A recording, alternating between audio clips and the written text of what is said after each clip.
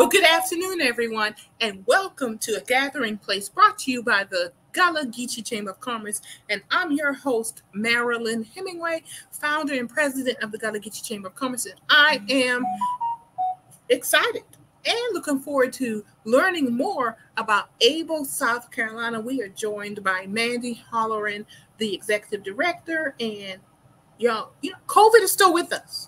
COVID is still with us. That means we're going to be talking about vaccinations. That means we're going to get some up-to-date information so that we can continue to be informed and make informed decisions about COVID and the COVID vaccinations. And I can't wait to hear this information because I think so many of us have just taken this for granted and we're moving through life, but we really have to be mindful and careful. So if you're with me, we're going to learn more right after this opening.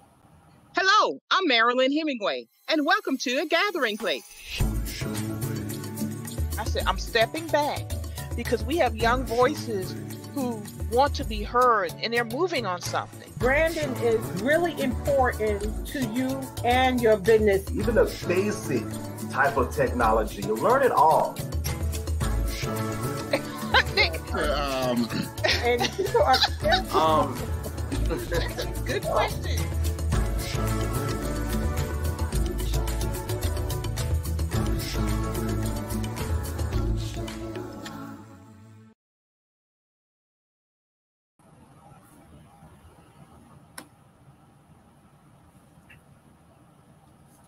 Well, we're back, folks, and I just wanted to wear my mask and show you that I'm traveling. I think you can tell because I'm in the hotel room. And yes, I still wear my mask, especially when I'm out in public. I'm out in restaurants, any public places, because COVID is still here. And we have someone who's going to join us today and talk about COVID, the vaccinations, and the mission that her organization and her team, their organization, what they do at this organization, and how it impacts us. So I welcome Miss Mandy. How are you doing? I'm well, Marilyn. Thank you for having me today. And I just love your opening. It makes me happy. I love all the smiles and all the laughing. And it's a joy to be here with you. So thank you. This is my time kind of try to put some energy into it. And, I really do like just having conversations with folks and learning about what they do, learning more about them and why they do the work they do, and how your work impacts not only the Gullah community, but all of South Carolina and beyond, because we do reach a national audience. We got some regulars, that come in from Philadelphia and Las Vegas, just checking on what's going on. And I really appreciate my viewing audience. And I appreciate you, Mandy, for coming on and sharing with us. So, Able, South Carolina. Let's start there. I'm basic. Let's start basic. What is Able, South Carolina, and what is its mission? Then let's get into the programs and what's happening now. But what is Able, South Carolina, for those that do not know? Thank you. It is a nonprofit located here in South Carolina. We are an organization of people with disabilities, and we lead the charge to equip people with disabilities with tools to foster pride and direct their own lives. So in a nutshell, we believe in independence for people with disabilities. We want to educate the community to challenge stereotypes and eliminate barriers for people with disabilities. So that's what I'm doing here today, educating the community. And we want to help people advocate for access, equity, and inclusion at the individual, local, state, and, like you said, national level.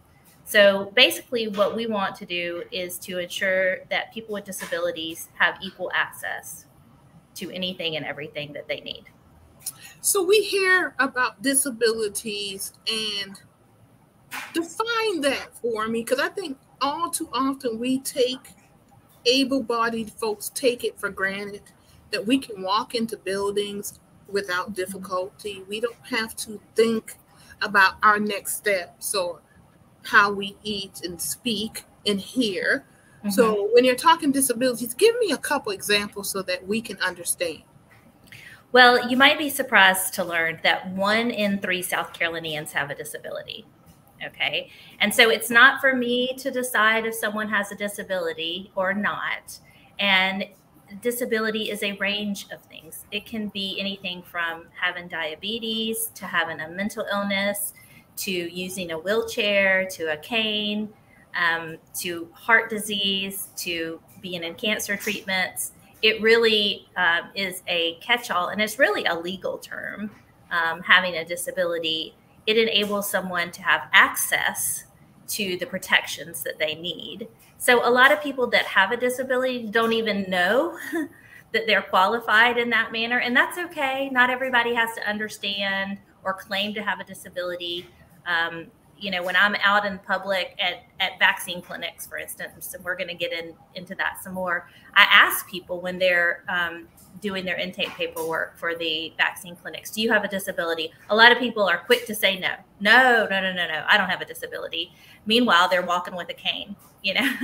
People don't necessarily want to claim it. They may be ashamed of it. They don't have pride. But one of the things that Able South Carolina does is we teach people to have disability pride. We want people to be proud of who they are, what they are, and what they have to overcome in order to lead their lives.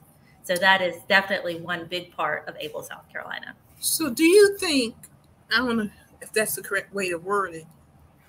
So let me change it. If people are more aware of disability, and maybe of their own personal disability or disabilities, will that create greater access to resources? Is that part of why you're raising awareness? Yes, we think so. All right, very good. And part of this mission that you're on is to create access to vaccines for COVID vaccines. That's correct. So there's an education of recognizing the disabilities, and you said building the pride and the knowledge of the disabilities, and then gaining access. Why is it important that those with disabilities have access to vaccines? Why is this a specific target market, for example?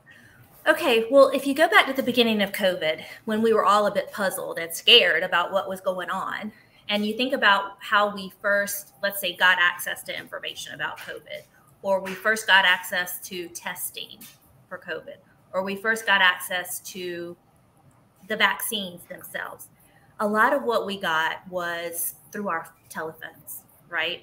We were told, okay, you can go down to DHEC or a DHEC location, and you can schedule an appointment to be tested, or you can schedule your vaccine appointment, or you can go online and you could look up the latest information about COVID, through DHEC or through the CDC. Well, let's say you're blind, okay, and you have low vision, and you go online to do these things. The websites are not accessible for someone with blindness, which literally means they go onto the website, they cannot use their phone or they cannot use their laptop to scroll through to get what they need. They cannot make those appointments that they need. They cannot read the information with the technology that they need to. And so that was a whole population that was left out of the conversation, that unless they had someone that was seeing next to them that could translate all this for them, they were left out of the conversation. They couldn't jump in their car and just drive down to the DHEC site and get their vaccine or get their test that they needed because they can't drive. So what we are here to do is to provide barrier-free services for people with disabilities, all types of disabilities. What we're here to do is to go to DHEC and say, listen, folks, you've left a population out. What is going on here? Why aren't the websites or the web pages accessible to people with blindness? It says on your website that you offer at-home vaccinations for people that are stuck in their homes for whatever reason. That's a great accommodation, at-home vaccinations. Well, it's not great if the website's not working, right? When I first came to ABLE, the page or the link that you clicked on was literally broken. So if you went to click on the link for at-home vaccinations, it took you to another page that had nothing to do with at-home vaccinations. So we're here to hold those organizations accountable so that they can continue to improve and continue to make services available for all of us. Because when we make services more available, let's say for people with disabilities, it improves it for everybody in the population, not just people with disabilities, but for all of us. And I was, as you were speaking, I was thinking about that because it speaks in particular with COVID transmission rates, et cetera, that if the more people who are not covered by vaccines or protected, the transmission rates are not at an acceptable level.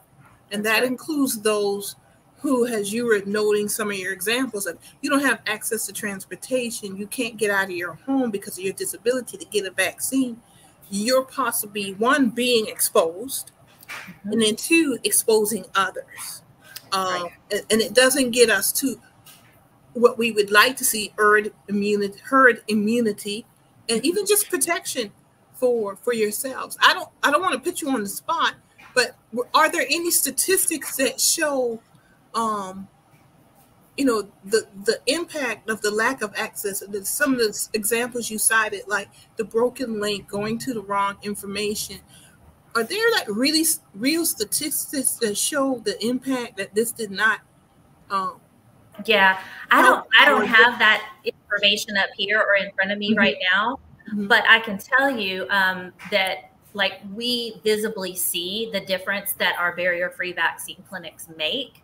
And that's the work that your organizations are working on with us.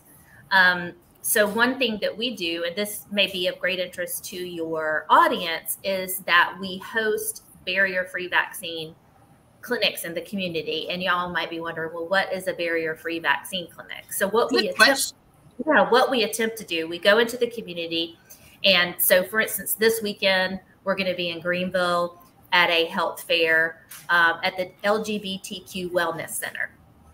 So they're already having a health fair, and they've invited us there to be a part of it. So we're going to show up with our barrier-free vaccine clinic.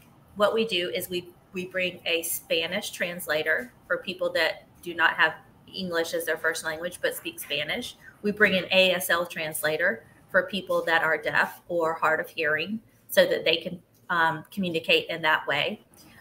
We bring snacks, water, fidget tools for people that might need something to do with their hands because they're nervous or have anxiety. We bring ice packs for people that want to numb their arm beforehand or afterwards. We have a cot. We have screens for people that want privacy or need to lay down. We try to make it as inviting and less intimidating for people. We make sure there's plenty of room for people to get through if they have a walker, if they have a wheelchair. We offer curbside vaccinations. So if someone cannot get out of their car or don't want to get out of their car, let's say someone has anxiety, doesn't want to enter the space, that's okay. We can come to you with that vaccination and you can get your vaccination in your car. So what we do is we're trying to remove barriers to vaccination for people that might otherwise not get vaccinated because of those barriers. All right. So you already mentioned that we're doing some work together. You already cited an event coming up this weekend in Greenville. I am scrolling at the bottom of the screen, the website, which will have information. I'm going to pull it up in a second, everyone. And then you can find out more information. And I want to tell everybody, we are having some storms where Mandy is and where I am too. So I'm going to flash this up. Thank you for joining us today. You may have a little video delay, a little buffering going on. There are some storms in the area, so we apologize up front. Just wanted to make sure everyone knew that. And then, of course, we also have, this is the disability site that's scrolling at the bottom of the screen, but we also have, where's my other one there? I got so much. All right, there we go. The Able South Carolina is scrolling at the bottom of the screen, but disability vaccine is here in the permanent stable graphic at the bottom of the screen. So you have these websites, folks, where you can go for additional information. So barrier-free. Barrier-free means taking into consideration disabilities as much as possible. Folks can get to these vaccine clinics and get their vaccine. So very good. Who else are you working with? You know, you're working with the Gullah Geechee Chamber of Commerce in our area. Right. I know the Georgetown NAACP. This is a statewide effort, and just what are a couple of other of your partners that you're working with? Yeah, so we're working with, well, I mentioned the LGBTQ organization, which is the LGBTQ Chamber of Commerce up in the upstate. Let's see, the Minority Affairs Commission. We're working with them. We're working with PASOS. We're working with Latino Communications, a group called Rare Leaders here in Columbia, Midlands Life After Birth. We have a list of about 10 organizations that have partnered with us. And as you know, we are hosting these barrier-free vaccine clinics, but we're also tabling events. So we'll go and just get out information about the vaccine, about our clinics. And there's so much misinformation out there about COVID-19. And so the website that you brought up, the disability vaccine website, is full of really good, dependable, up-to-date information. We update it constantly. And that is one of our main pushes, is to get out good, reliable, up-to-date information all the time, because we want to combat that misinformation that gets out, that people hear, rumors and mis or disinformation. Our goal is to really keep up-to-date, good information available for all who want it. So I'm sitting at home, Mandy, and I'm just an individual. I'm not with the organization, but I want to help this effort. What can I do, or is it even possible as an individual to help this cause? The cause for Able South Carolina? Yes. Mm-hmm. Yeah. So, I mean, my first word of advice would be you can always donate. That would be the first thought that comes to mind. But my second thought would be to go to our website. And I think you brought it up on the screen now, and really search all the different things that we do, because we make such a huge community impact. I'm here today to talk specifically about the vaccine efforts, but we do so much at Able South Carolina. So it's a good place to start, our website, to really dive in and look at everything that we do, because one major push we have is independent living. A lot of folks with disabilities, it's assumed that they can't live on their own, that they're always going to be living with their parents, or they're going to live in a group home or a nursing home or something like that. Well, we strongly believe that people with disabilities need to live in the most independent space as possible, as independently as they want to. And so we actually teach independent living skills. We have peer mentors that teach that. We teach transition into the community. So if someone has lived in a group home setting, we can teach them how to live independently. That's a big part of what we do. Everything from cooking and cleaning to balancing their checkbook. And we even set people up, in their own apartments and things like that. We want people to be as independent as possible. We do a lot of work on employment for people with disabilities, because a lot of times people with disabilities are underemployed or unemployed. And so we do a lot of employment work, making sure that people are properly placed and properly trained is another part of our work. Another thing that I do that is so important, and we don't necessarily think about it until it's time, but I think about it a lot, is emergency preparedness and response for people with disabilities.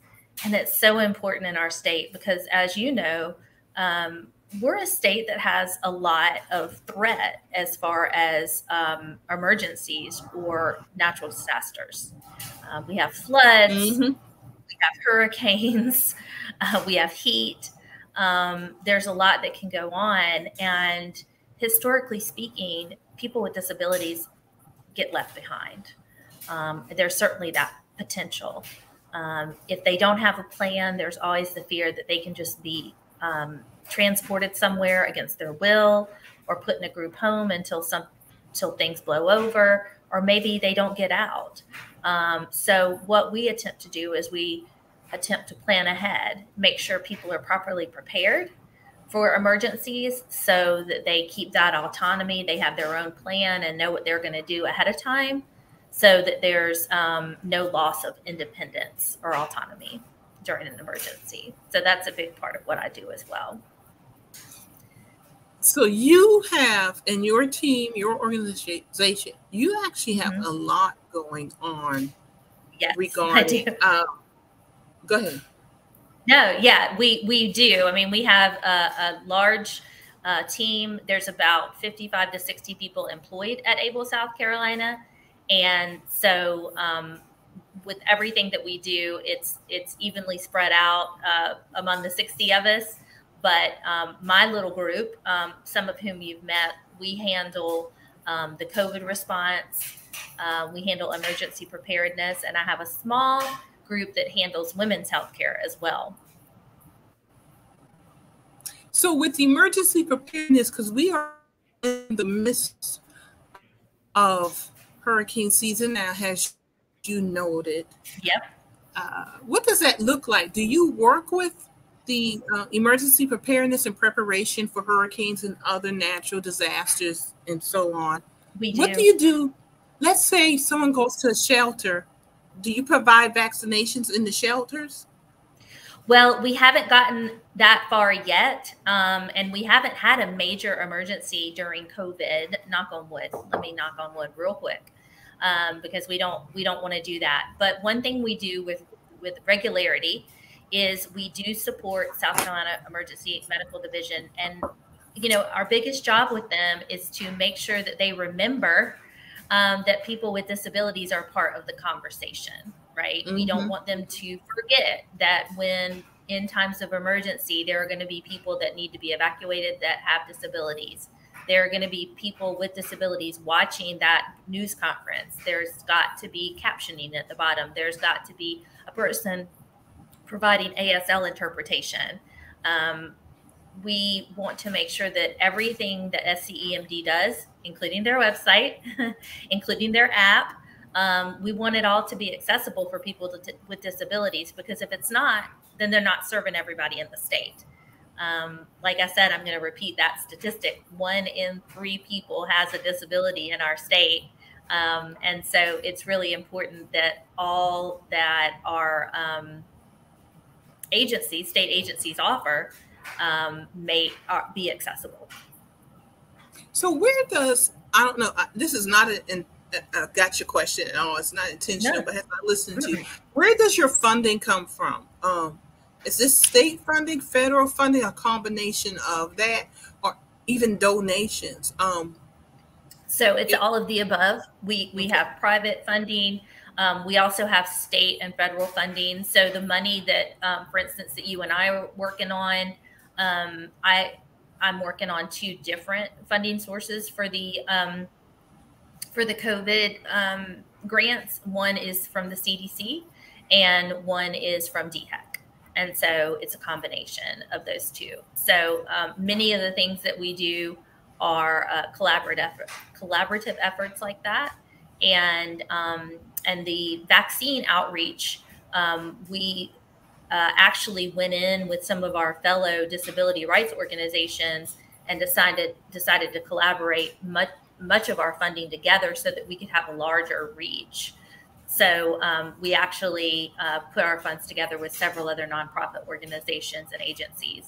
And that's why we're able to do as much as we can. Kudos to you. I love this work. It's something that I don't think about on a daily basis, unfortunately, but I'm glad you reached out to the Gullah Geechee Chamber of Commerce and you're educating me to know more. My question is, do you ever receive any pushback or anything, or do you need more advocates for your work? I think the biggest pushback comes like when we're boots on the ground in the community, and it's really just about education and awareness. Like sometimes when I ask people, do you have a disability? No, and it's about folks being ashamed, or folks just not understanding what that means, you know? And I don't hold that against anybody, you know. It's only about education. We just need to reach more people, you know, and let people know that that is not a term to be ashamed of. Like, having a disability it's not a source of shame. It's actually a source of pride. And I think that's something that it just takes time. It just takes education. There's no reason to hide. There's no reason to be ashamed of that. I think that's our biggest pushback. So when I'm at a vaccine clinic, I usually do the intake, because it takes a lot of, you got to gather a lot of information. You got to have the right personality as well, Marilyn. You got to be like you and I and be willing to talk to paint drying on a wall, practically, you know. And so you got to walk up to complete strangers and be able to ask sometimes very personal questions, including, do you have a disability? And so sometimes there is pushback on that, and people don't necessarily want to self-disclose. And I just keep the same attitude, you know. When people give pushback, I'm just like, hey, that's okay, you know, nothing to be ashamed of, or you don't have to tell me, that's fine. But we offer the same, you know, treatment to them as we would anybody. And, you know, we just make sure to deliver that information that we would to anybody else, and just continue to raise awareness and build that disability pride in every community. So you mentioned upcoming events. You have one coming up in Greenville. I'm down in Georgetown. So Greenville, y'all got information about Greenville. Anything coming up in the Low Country area, a little bit closer to where I'm at, that we need to know about? So we have 3 remaining clinics on the calendar for this calendar year. The one in Greenville that I mentioned, a second one is nowhere near you in Walhalla. So way up in the upstate. Yep. And then our last one, and I'm going to go check my calendar while we're chatting about it, because I love the title of this one, and it's in Darlington. So not in your neck of the woods exactly, but it's definitely closer than Walhalla. It's in Darlington at the South Carolina Sweet Potato Festival. All right. On October the 8th. So that'll be the last one for the year, and I'm excited about doing that event. I think that'll be a great event. That sounds like it's going to be fun. Yeah, I think so too. And what we've learned, so the first year that we did this, we hosted three vaccine events, and we had 2 of them in the drive or the parking lot at Able, South Carolina, one in Columbia, one at our Greenville location. And then we had the third at our annual advocacy day at the State House. And we vaccinated, I think the largest crowd we had was 13 in one day. Not bad. Well, this year we have gone into the community. Like, as you know, we're looking for community orgs to partner with, and we want those community events that are already established that we can be invited to, partner with, and show up with our vaccine clinics. So the first event that we showed up at this year had our clinic. We vaccinated 103 people. Congratulations. One day. Yeah, it was amazing. And the second 2, we did 41 and then 31. And so we have really just blown it out the water this year. A lot of people say to me, oh, well, isn't everybody that's going to get vaccinated? Well, that may be somewhat true, but people still need their boosters. And so we're giving a lot of boosters out at these events. And it's all about being where the people are, right? If you show up, they will get their vaccine. And that's one less barrier that people have to face. Like, oh, well, I'm already here. Let me go ahead and take care of this. That's right. That's so right. We removed one more barrier when we took it out of our parking lot and put it into the community. And what we've really, really learned is that people will do it if they see it. If they're with their family members, we've had entire families get vaccinated, entire families get boosted together, and they're glad to mark it off their list of things to do. And that makes a whole lot of sense, what you just said, when you take it to where they are. And it is. I've seen it happen, not necessarily for the vaccines. I'm looking forward to seeing that happen. But, you know, people just, it's just convenient. They'll, okay, go ahead. Takes me, you know, 2 minutes, fill out the paperwork, whatever I need to do, get the shot and keep on moving. Speaking of boosters, and we did talk about this before we went live, there is a third booster I've heard about in the news, and I was asking you about it. So what can you tell us about the third booster and where that is right now in the process? Yep. So the new shots are out. They were released late last week. And what I know is that some vaccine providers do have those in. Some of the larger facilities like CVS, Walgreens are already advertising that they have the new vaccine in or offering those. I'm not totally sure that everybody is going to be offering those immediately. Obviously, they have to produce it and get it to everybody. For our vaccine clinic this weekend, for instance, we haven't received a final thumbs up confirmation that we'll be offering the new one. But if I had a word of advice, it would just be, if you're going to get your booster and you want the new one, I would just call ahead to ask if they're offering that. Very good. So seems like you're on top of everything that we need to know to make this happen. And y'all, I have to confess, I don't have my second booster. I have to, you know, and of course I'm traveling a little bit too much, and I need to go ahead and get it done. But y'all, I'm serious about my mask. I got my first booster.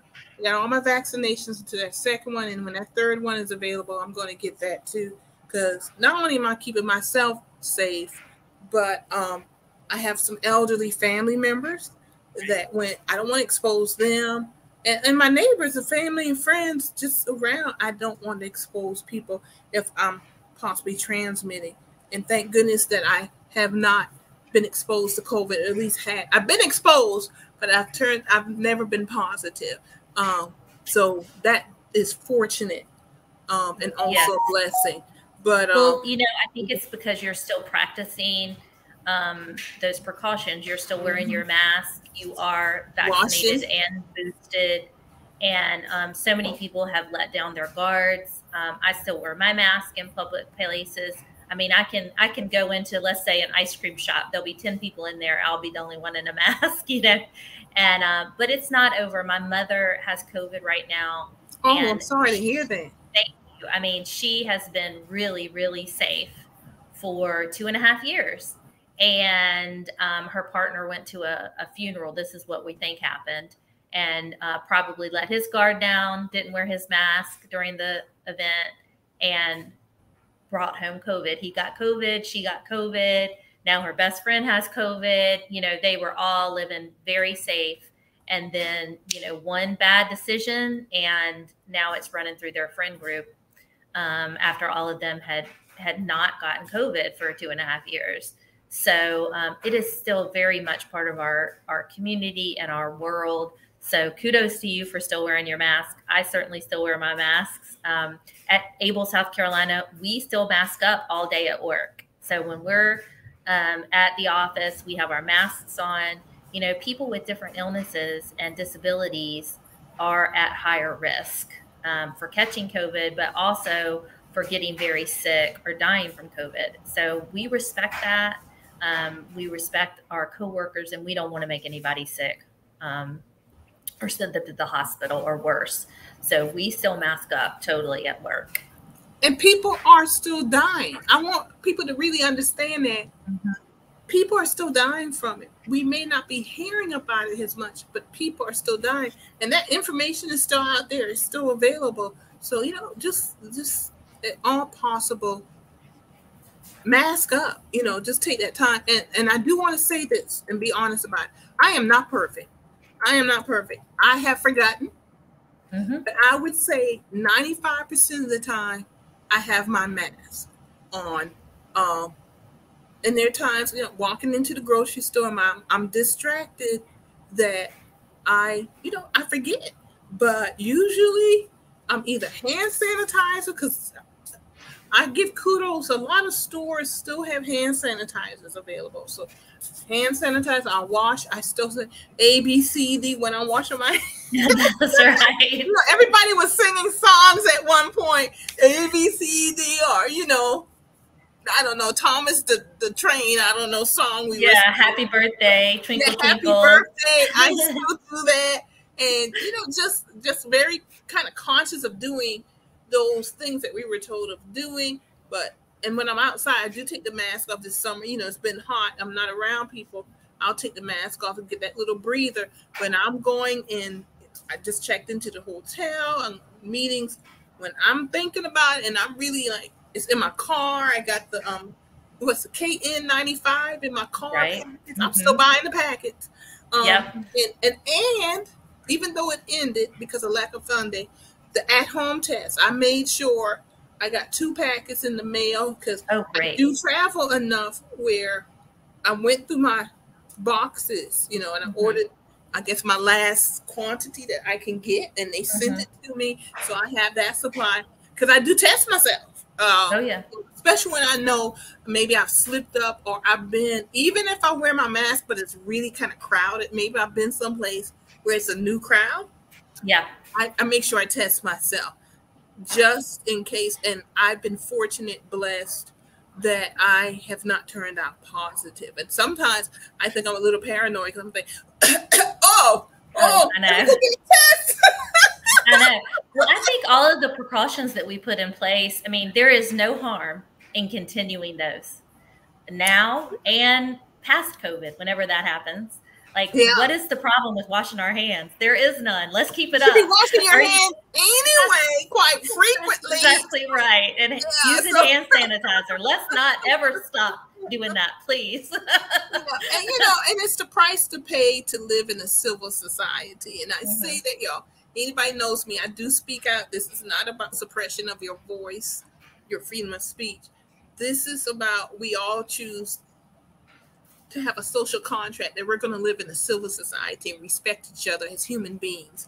And, you know, that's why I love groups. I love the work that you are doing and your staff and team, Mandy, because honestly, I didn't think about it. And working with the NAACP in Georgetown, my organization, the Gullah Geechee Chamber, we have been doing some work here with the vaccines, even before money even became available to maybe help with gas and stipends and stuff. We came together as a community with some other groups, and we're giving people rides. We were doing phone banking, just asking our elderly, do you need a ride? We'll help you through the process of getting an appointment. You mentioned that earlier, access to computers, etc. But even with people with access to computers, the process of getting an appointment could be confusing. So Absolutely. You can help people over the phone, get appointments or walk them through the steps on the computer. That's real, you know, and we weren't thinking about it in terms of, say, a disability, but helping our elders, you know, helping the seniors. Just that's what you do, you know. Absolutely. When you think about seniors not knowing, having those skills, not knowing how to use the computer, not being able to drive, but it works for folks with disabilities too, or certain types. I mean, think about people with intellectual disabilities or developmental disabilities or cognitive disabilities that can't use the computer, don't know how, just aren't equipped with those skills, can't drive. You know, they need that type of attention. When we did our first vaccine clinic, there were several folks that I had to sit down with and help them fill out their paperwork because they couldn't read. And, you know, we're talking about very rural folks from rural places in South Carolina, and they may be able to read a little bit, but they certainly cannot decipher all that medical terminology and some of the questions that were asked on these medical forms. So part of our barrier-free clinic is us providing those types of translation services, which includes reading to folks sometimes because they may not be able to. So there really is a lot more to this. And I think some of us take things for granted. You know, I can easily read. I can easily hop in my car and go get my vaccine or my test or whatever. But a lot of folks in South Carolina, for various reasons, it can be about poverty. It can be about age. It can be about disability, or just a question of access. They haven't gotten the vaccine yet, and through no fault of their own, but it's just a matter of access. So we're trying to remove those barriers. And when we remove barriers for people with disabilities, we are opening it up for a very large portion of the community, not just disabled people, right? But for a lot of people in the community that have been previously denied access. If we're making it easier for people with disabilities, we're making it easier for everybody. That's right. That's right. I love what you just said. And I think that's a good place to end things, unless you have something final to tell us. I am good. No, I'm just grateful for the opportunity. So support ABLE South Carolina. Go visit our website. And if you have questions about COVID, about the vaccine, visit that disabilityvaccine.org website. If you can't find what you need, you can call us. There's an 800 number on there. You can call us and we will help you find it. We really do our best to help you get what you need. You have a great website, by the way. Good information. Love the pictures. Mm-hmm. Just everything, folks at work, and profiling folks that you provide services to. Yes. Man, thank you for coming on board. This was really informational. Not that I didn't expect it to be, but I like getting good information. This was good information, y'all. Yeah.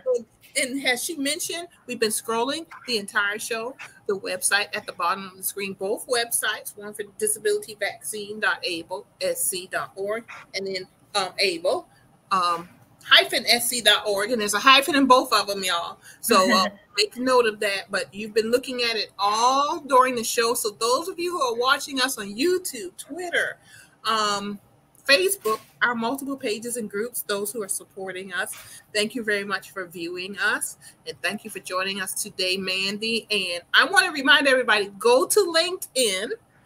Got to get your Chamber of Commerce page on LinkedIn, and please follow us. We are just short of 150 likes and followers. Of course, we want more than that. We want more than 150, but once we hit 150, we can go on LinkedIn also with the Gathering Place. So folks like Mandy and ABLE South Carolina can broaden their audience and share their information with the larger audience, because that's why we're here. We're a community partner with organizations that are doing good work in South Carolina. Mandy, thank you very much for joining us. Really appreciate you coming on board and joining us this morning. And I look forward to seeing you guys at the Gullah Geechee Environmental and Energy Conference. Y'all, they're going to be a vendor sharing information. That's right. Thank you so much for having me today and for having us in October. I appreciate it. Oh, you're welcome. Glad to have you here. And we'll definitely see you Saturday, October 15th. And we'll be talking before then also. Sounds great. All right. Thanks, Mandy. Enjoy the rest of your day. And we'll be talking. See you later. Thank you. Bye-bye. Right, bye. Y'all, it was great to have Mandy and ABLE South Carolina join us and share their mission and their advocacy work with us and their barrier-free clinics. Wonderful information to learn about the work that they're doing here in South Carolina. Just a great, solid conversation. I love when we get information that is useful to all of us, our neighbors, families, and friends in South Carolina. That's what it's about, y'all. We want it to be better for everyone. So if we help someone, it will benefit everyone. And I just love ABLE South Carolina and the work they are doing. So this is Wednesday, and you know a gathering place is every Wednesday and Sunday at 4 o'clock. So coming up this Sunday is Small Business Sunday. Small business. If you are a small business, if you are a Gullah Geechee small business, and you want to be profiled, we'll give you about 10 minutes to come on and talk about your idea, your product, your service that you are providing through your small business or your micro business. Hey, do you bake cakes in your home? Do you make arts and crafts, etc.? And you want to show it off and show out and showcase? Well, come on a gathering place every second Sunday of the month and just talk with us, share with us. You get about 10 to 15 minutes each, We'd love to hear from you. So contact us at 843-318-8644. That's 843-318-8644. Or email me, Marilyn, at gullah-geechee-chamber.org. I may not be the one checking that email, but it will get checked. Marilyn at gullah-geechee-chamber.org. Come on, every second Sunday we're talking small businesses and finding out what's going on in your world. Once again, I want to thank Mandy for coming on from Able, South Carolina, and talking to us today, because what a wonderful service regarding COVID-19 pandemic vaccines and more that they provide for our disabled family members and neighbors, and ultimately for all of us, because what impacts someone impacts everyone. Looking forward to seeing everybody. Also, just remind you, the Fish and Grits Music Festival is coming up on October 1st, 2022. Whip out that smartphone and click on that QR code, folks, to get that website so you can buy your tickets. We enjoyed having Miss Latricia join us, Bush, from the Fish and Grits Music Festival that's happening October 1st in Hilton Head. And then we have the Gullah Geechee Junkanoo. Oh, that's happening this weekend at Brook Green Gardens, 9:30 a.m. to 4 p.m. September 10th. Yeah, this is an annual event featuring storytellers, demonstrations, and food tasting, because you want to taste a Gullah, just a taste now. So come on out and enjoy the Gullah Geechee Junkanoo at Brook Green Gardens. And of course, Saturday, October 15th, my save the date, I really need to update that. I do have another poster. The Gullah Geechee Environmental and Energy Conference. The registration is open. You can go to Eventbrite and get registered. It will be updated on our Gullah Geechee Chamber Foundation website. Also, go ahead and get registered. It's free, y'all. It's free to attend the Environmental and Energy Conference. Let me see. Why is it free? Because we have a grant from the United States Energy Foundation. There is a small cost, $15, because we're going to have a pre-conference excursion visiting Black-owned and managed farms and community gardens. So that'll be the day before, on Friday, October 14th. But you got to register for that, and that's $15. Everything else is free, and it's virtual. It's a hybrid event, virtual and in person. It's limited in person, but go ahead and get registered. And we have also a lot going on, y'all. Our hybrid entrepreneur course in Bucksport started last week, but today, tomorrow is our second course. And after that, probably you're going to have to do a lot of catching up, but you do have time to get registered and come on in. And at the end, you should have a lean business plan.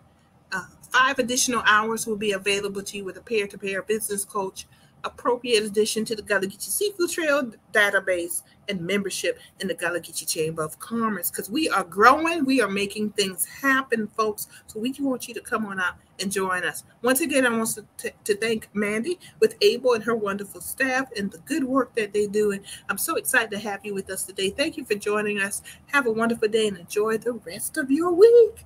We'll see you Sunday at 4 when we talk to small business owners. Y'all get in contact with us if you want to feature your small business. Thank you and have a good night.